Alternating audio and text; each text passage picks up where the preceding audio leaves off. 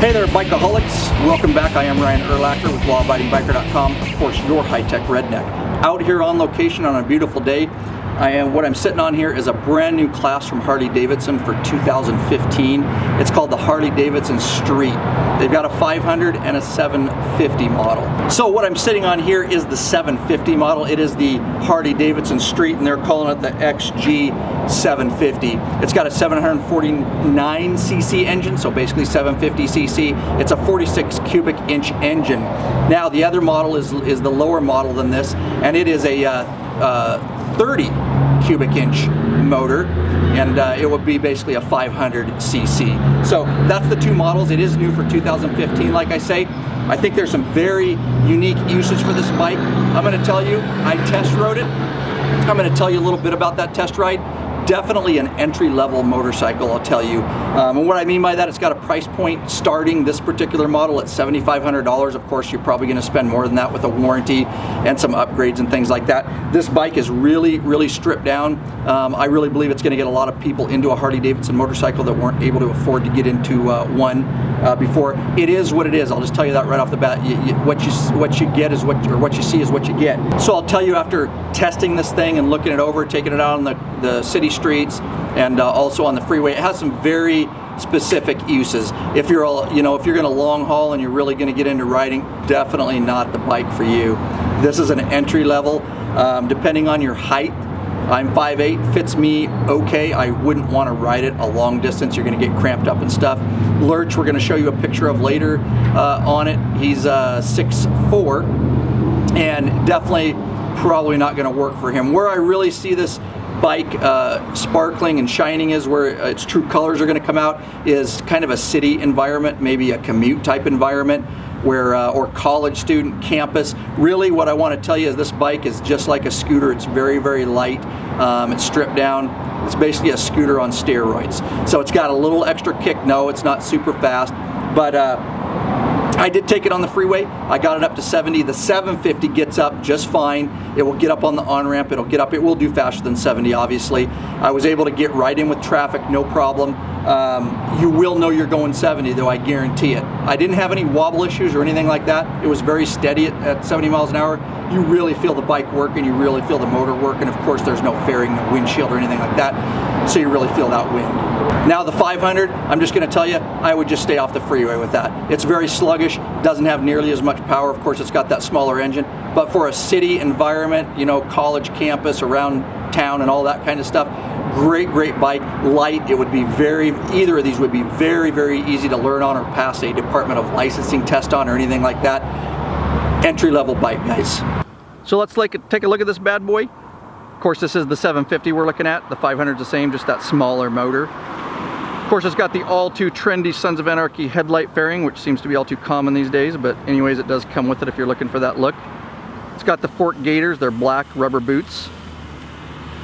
Of course, it is water cooled, guys, and you can see that right down there. It's got the big, huge radiator.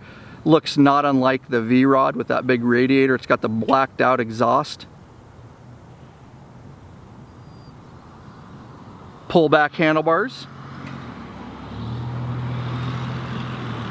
So, although it's a small bike, it gives it that overall real tough, blacked out look.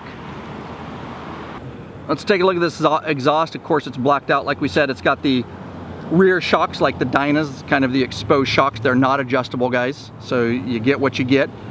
The exhaust is the 2 into 1, so it comes out one side out of each header and then into this one. Let's move up. I believe it's got a 3.5 gallon fuel tank, both of them. And right here we're looking at this V-twin. It's a this one is the 46 cubic inch 750cc. Of course, the 500 is the 30 cubic inch, and it's got 500cc. Again, water cooled. Everything's blacked out. You'll see they use a lot of plastic on this one. Usually Harley-Davidson, well, they always use kind of a plastic, but this is a really, it seems like a much cheaper plastic. And again, with the price point, that's why they're cutting down on priced with different types of cheaper plastic and stuff. I'm sure it'll work just fine. So we're looking at the motor here and the air intake. It's got the 750, it says 750 liquid cooled on it. It's got a nice little forced induction there. Kind of like the new 103s. It's got an opening in the front. So it does have mid controls. I'm 5'8". I can fit on it. I wouldn't want to ride it real far. You get cramped up. Lurch rode it. He's 6'4". Definitely probably not a comfortable bike for him at all. In fact, some of the things he noticed is because he's so tall and because his knees are up so high, it's really hard for him when he comes to a stop to even get his feet off the mid controls. And because he's so big, that brake is not set up for him at all. It was kind of difficult. He would definitely have to make some conversions to this bike and move the controls out and stuff like that if he were to ever even get a bike. But I'm just saying, if you're 6'4", I'd stay away from a bike like this. Anything 6 foot and above might be really awkward for you, really uncomfortable. So we'll move to the front wheel here. This bike, guys, has, you can see the mag wheels there. It's not spoked, pretty good looking mag wheels. Single front disc brake and single rear disc brake. And that's one of the things I noted for you guys. Just know that it's not going to brake extremely quick. The bike's light. I did some emergency braking on it, some testing and things like that. It's not going to stop. It will stop, but the back tire, it doesn't have anti-lock. And because it's so light, I noted that rear brake locks up really quick. Also, they're kind of mushy. You really have to brake hard and really pull on the front lever and the back lever to even get it to a point where it would lock up. So you kind of got to get just all in if you're going to do some emergency braking, and be careful that back wheel locking up. Of course, there's that headlight fairing that we talked about.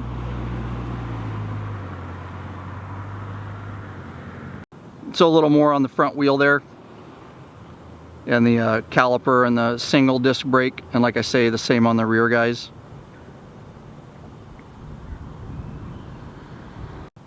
Alright, so unfortunately I just put the horn right out there, but it's kind of ugly. It just sticks right out there. No cover or anything really like that. Where the plugs come out, they really didn't have a lot of room, so they just stuck it on the outside here. Great thing, guys, is this does have the 6-speed transmission on this bad boy. So that was nice on the freeway. And we'll move back. It's got the plastic. Like I say, they use a lot of plastic on this bike, guys, to cut costs. Of course, it does have passenger pegs. I don't know how comfortable that would be with a passenger, but for a short distance, might be fine. There's the final belt drive. It is a belt drive, guys.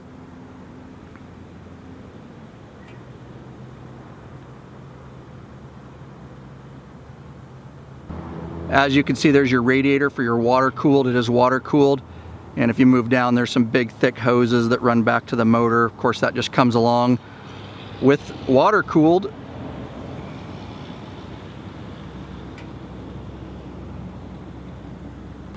So stock seat, guys, it does have a passenger pad there, and it's got the passenger pegs like we talked about. For short rides, it'd probably be fine. It's not an extremely comfortable seat, but again, the bike's stripped down, not for long rides. If we move in on, not a lot as far as controls go, guys. It's got a speedometer, and within that speedometer, it's got an odometer reading and a button there that you can reset for trips and things like that. No hydraulic clutch whatsoever. It's all cable. It's also got your signals over here, and they're not self-canceling. You actually have to cancel the signals yourself.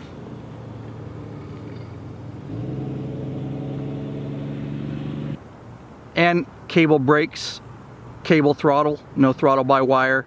It's got your start and kill switch over here on the right handlebar. It's got that rear fender. It's kind of a sportier rear fender.